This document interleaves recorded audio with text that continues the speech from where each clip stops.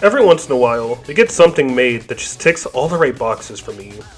One such thing being the topic of today's video, the recently released rhythm action game Hi-Fi Rush, developed by Tango Gameworks and published by Bethesda, and by the footage you are seeing on screen. And if you know that Tango's previous game was Evil Within 2, I'm sure you were quite surprised by the fact that this game was made by them. Hell, I played this game and I'm still shocked by that fact. And what makes everything more weird is that this game was announced and released in the same day, but I'm getting ahead of myself. My name is Dead, and we'll be going over everything when it comes to gameplay, story, music, and whatever else I feel like I must mention as we go over my thoughts on Hi-Fi Rush.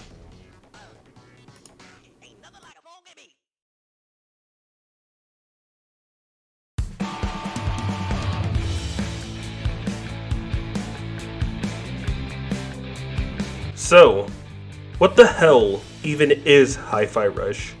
Well, Hi-Fi Rush is, as I mentioned earlier, a rhythm action game where you do combat to the rhythm of the music playing in the background.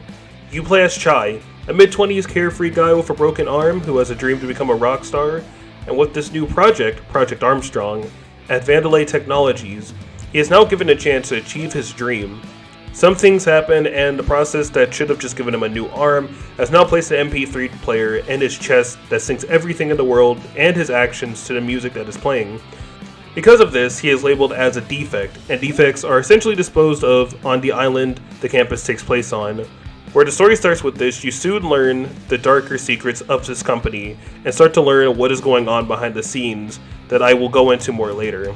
But the setup of this game's story is really fun, and the intro stage to the game sets everything up and gets things rolling immediately. As mentioned before, this game was developed by Tango Gameworks, and this team was responsible for both the Evil Within games. I never got around to playing those games, but from the tiny bit I know of the series is that they're survival horror games that were directed by Shinji Mikami of Resident Evil fame. So kind of a huge departure from everyone involved. Even by the publisher of Bethesda, there is no game like this at all that I'm aware of. This whole game was kind of a risk since the beginning. John Johannes, the director of the game and Evil Within 2, pretty much had the idea of this game for a while, and right after the Evil Within 2 pitched this game to Bethesda and Mikami, with Mikami saying it would be hard to pull off but allowed them to prototype it anyway. When I was just looking around and looking for things on this game, I read not only from Ricky but an interview with Johannes that Tango was made to make a variety of games, so I'm assuming they just happened to make a few horror games back to back. The presentation of this game is also amazing. The visuals, the way everything, and I mean everything, is synced up to the beat. To the in-engine and animated cutscenes all look so good it's insane. Some last things to touch on, I played this on PC through Steam and beat this game in about 9 hours, and the game ran phenomenally for me. Though there were some times where the game had hiccups and stuttering, but I feel that's more an issue on my PC than the game itself. But this section is now done, so let's go ahead and move on to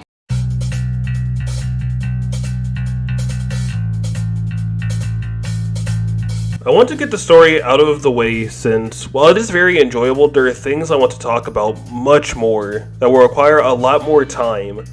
So the story of Hi-Fi Rush is really simple at its core, but is really fun. Building on from the overview, you find out the secrets to what Project Armstrong really is, and meet up with the character named Peppermint, who has the goal of taking down Vandalay Technologies. And while at first Chai isn't completely on board, he eventually comes around to helping her out, and for a bit at the beginning of the game, it's just her, Chai, and a robotic cat named 808 who can sync up with her and you.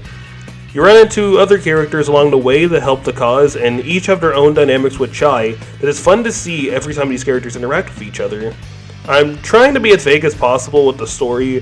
While it's definitely not something you haven't seen before, and while it is something I had a lot of fun with experiencing, I feel that there are other things that I want to explore more deeply. The characters though I want to go into, starting with Chai, the mid-20s loser with a dream of becoming a rock star, yet hasn't picked up an actual guitar. While he starts off as his happy-go-lucky main character, and doesn't really stop being that, he still grows. He is able to become more emotionally aware of his newfound friends, and even starts treating the situation he is in more serious as the game goes on. Peppermint also is a great character, starting off really determined to her cause, to the point where she will do anything to see it through and sees Chai as her best chance to accomplish this, eventually grows close with him, and by the end of their friendship feels earned as they gain this new mutual respect for each other and how they do things. The rest of the main cast are also fun and go through their own things, arcs, and bonds with Chai. By the end of the game, it's so satisfying seeing everyone on the same page. We can't just talk about the protagonists though. The villains of this game are all so fun and full of life and charisma, especially the main villain, Kale Vandelay. I love a villain that just exudes full I'm better than you energy, and Kale is just that. From the way he talks to Chai and his employees, even bantering and throwing one-liners back at Chai just for the fun of it. I love pretty much every scene he was in. Rekka and Zanzo were also very enjoyable to me. Rekka being this wrestler-inspired QA direct that has this larger-than-life personality a wrestler should have, and Zanzo, the lead of research and development, and it's just a haha funny JoJo reference, so my small JoJo-loving brain was happy seeing that. Some last things to touch on, this story has a lot of heart and knows what it is. It isn't trying to pretend that it's deeper than what it's presenting. It knows it's a fun, simple story, and that it isn't afraid to be a little silly, be it dumb one-liners, visual gags, or whatever else it decides to throw at you. And I love it for that. We have enough games trying to be more serious than what they need to be. But with that though, we are moving on to what I am most personally excited to talk about. That being...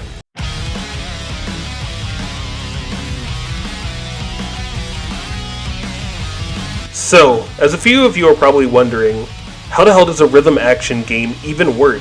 Explaining this as basic as possible and building off from what I stated earlier, everything you do is synced to the music. From your jump, to your dodge, to how your attacks land, everything will happen in line to the music that is playing.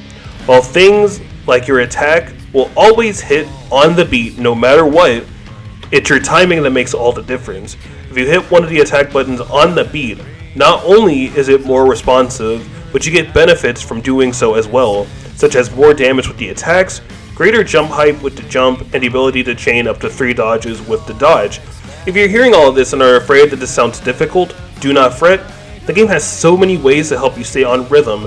Every element in the world, be it the lights, the background, or machinery, will be moving in rhythm to the music. Not to mention that Chai himself runs to the beat, and when idle, will even snap his fingers. And if that still isn't enough, 808 will constantly be pulsing to the beat as a sort of visual metronome to help you out. And if you are still not confident, you can turn on an actual metronome that appears at the bottom of the screen. You can tell that the devs wanted this game to be as accessible as possible to anyone that would be interested. Action games are a hard genre to get into as is, and this game is adding a whole rhythm-based element on top of that. Speaking of action games, this game is directly inspired by character action games that came before it, like Devil May Cry and Bayonetta. So if you have played those games before, you should feel right at home and know what to expect. Moves to unlock that are fun to use for combos and figuring out how to fit them into the beat, a ranking system that judges you on how fast you complete a fight, your score, and how frequently you stayed on rhythm, and different enemy types that require different ways and approaches to beating them. Pretty much the TLDR, if you're familiar with the genre, you have a head start. Let's start with the basics for combat. You have 2 attack buttons, a light and a heavy attack, and the timing for these are a bit different. For light attacks, you hit those on every beat for a count of 4 to get the right timing. For heavy attacks, it's every other beat. You know you hit it right on the beat because a crowd will scream, "Hey!" and a note will appear above Chai. When you reach the end of a string, so 4 light attacks or 2 heavy attacks, a circle appears on screen. You want to time one of your attack buttons to hit right on the red ring for some extra damage and properties. It's kind of like a finisher. It is of course on rhythm, and if you were mashing, the game is very lenient for when it actually registers a button press for this mini QTE. You're not invincible though, but you can do pretty much anything, like dodge or parry if something decides to attack you.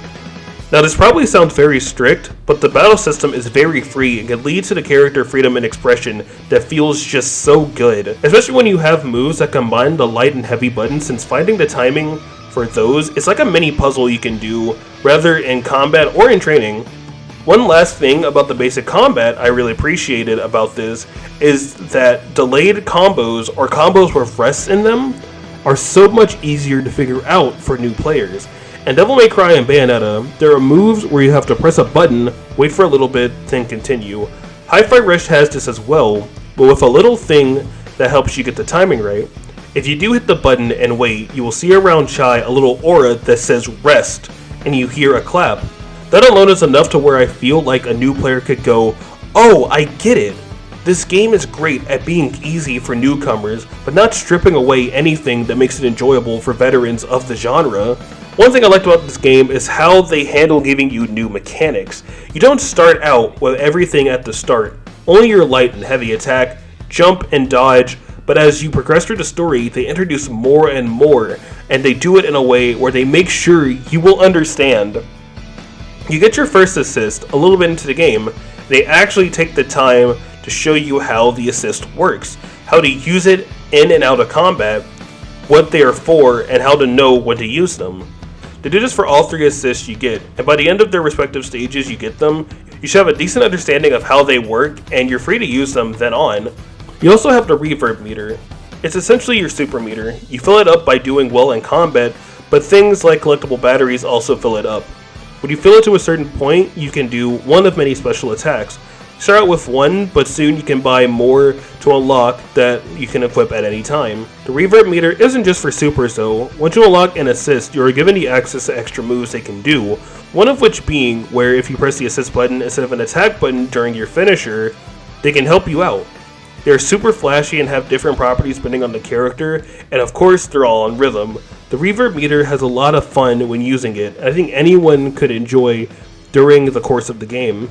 Lastly, of the mechanics, there is the parry. You get this a bit into the game, but the game makes sure to drill it into your head how this parry works. In normal combat, pretty much anything can be parried with moves that you especially want to parry, having a flashing light on the enemy and a sound cue. What I like about this game though, is that if you notice the flash on the immediate next beat, if you hit the parry button, you will get it. Even better when your assist gets moves that can follow up after a parry when you time it. That's easy enough to get down, but this game has a mechanic to where certain bigger enemies can go into a state where they put you in a stare down. In this case, it will make a call out where you have to respond to it in the same rhythm they did. There is a circle reticle that will show up for some help, but overall, you'll have to memorize these patterns. They aren't difficult patterns and are easy enough to get down once you get used to it, and especially if you're in a flow state. It can feel so satisfying to land one of these in a stressful fight. I love that the game will take the time to teach you how the parry works and will make sure you at least understand it from then on, especially since after that point, every enemy encounter will have at least one guy who will make you do the stare down. Outside of combat, there are levels that have a ton of nooks and crannies to explore that can result you in gears, health tank pieces, life gauge pieces, reverb core pieces, and lastly, there are secret doors all over the place that you get access to when you beat the game. I actually really like that all this stuff unlocks when you beat the game. It adds to the replay value since there are tons of things to do to keep you busy, especially if you want to go for the 100%. Exploring these levels never get annoying since they are pretty straightforward, and you will never really get lost while traversing. There are still plenty of fun set pieces and enough of the levels that keep this game's pace and energy exhilarating. This game, when it comes to everything involved, is such a blast that I enjoyed pretty much since minute 1. Everything works just as intended, and everything is so fun and especially satisfying when you get down the rhythm timings, the meter, the counters, and just everything else involved. I'm done with the gameplay, so now let's go ahead and move on to...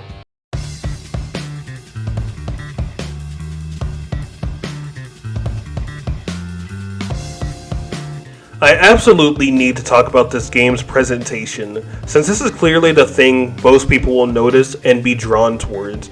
I want to start with how this game feels at times really Western, but looks like something you'd get from Japan. The reason I feel this is the case is because John Johannes, the guy I mentioned earlier, is this game's director and writer, while the actual team that developed and did everything else at Tango is Japanese. Which makes sense since there are a ton of jokes and visual gags I'm just not used to seeing in products from Japan. Moving on though, This game looks just as amazing as it feels. The game visually, with its graphics, looks most similar to Arc System Works developed games like Guilty Gear Xrd, Dragon Ball FighterZ, Grand Blue Fantasy Versus, and Guilty Gear Strive. And uses the technique of cell shading that games like Jet Set Radio, Breath of the Wild, and Neo The World Ends With You use that give it its cartoony look that will make the game age incredibly well down the line, especially when the game will have 2D cutscenes that are transitioned into very well and seamlessly. Outside of video games, I'm sure this game could also have been inspired by Spider-Verse with how that movie looked and had different frame rates for its animation. The game also does the written out sound effects that Spider-Verse did, as well as Scott Pilgrim vs. the World. The game had influence from Edgar Wright movies in general, specifically the Don't Stop Me Now scene from Shaun of the Dead was credited as the elevator pitch for this game. Speaking of references, this game is filled with them, almost to the point where it feels like you can't turn a corner without finding one. This game references JoJo, Resident Evil, Castlevania, Terminator, Xenogears, and I'm pretty sure Space Channel 5 with how one sequence plays out. Even a presentation of some of the scenes in the game remind me of how Persona does its scenes with the character portraits. Not to mention that there is a whole sequence that, and forgive me for saying this, has such strong Persona vibes. That's just the tip of the iceberg. I didn't even mention that 2 of the characters from the Evil Within games have cameos here. Oh, by the way, 2 characters from the Evil Within games have cameos here. Hi-Fi Rush also reminds me of a game like Rhythm Heaven, and especially 2022's Metal Hellsinger. Though I'm sure that was by coincidence, this game clearly takes inspiration from a bunch of different games, and what makes this good is that it feels natural, and the game easily stands on its own, to the point to where you will only notice these references if you're on the same wavelength as the game. The music, suffice it to say, is amazing. So many songs that keep the energy of the game up and make you tap your toes along to the beat.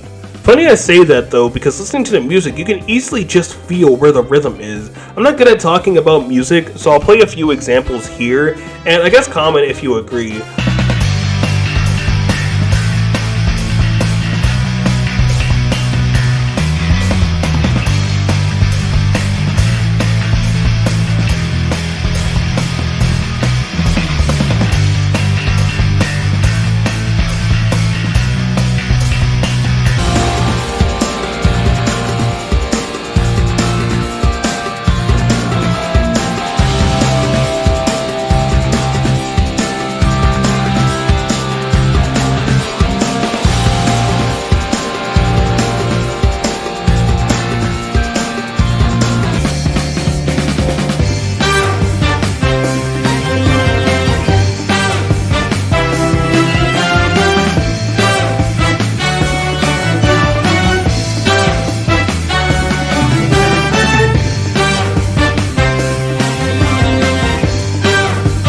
I love especially how, even though a lot of the soundtrack is rock, the OST is still diverse.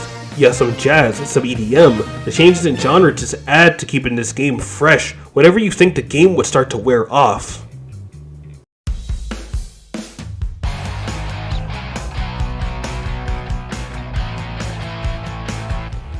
Hi-Fi Rush is a phenomenal game. I hope this is a sign of what's to come for 2023. The gameplay is well thought out, polished, and refined. The story, while simple, is tons of fun. The characters are all enjoyable and very likable, and the style and personality of this game is so strong. It has been such a long time since from minute 1 of a game I felt like giving it this score, but honestly man, fuck it. Hi-Fi Rush is a 10 out of 10 game. This game has so much high highs and is able to keep the momentum going the entire time without feeling stale or giving me a sense of burnout. I could list off the flaws of this game, but the thing about it, I feel this game has no flaws and barely any nitpicks, if any at all. Hi-Fi Rush is such an amazing game and I recommend it to anyone who is even remotely interested to give it a try. You will not be disappointed. And with that, those were my thoughts on Hi-Fi Rush. If you enjoyed the video, leave a like, and if there is anything you agree or disagree with, please leave a comment and tell me about it. I have been dead, and with that, I will be signing off and we'll see you guys in the next video. Bye.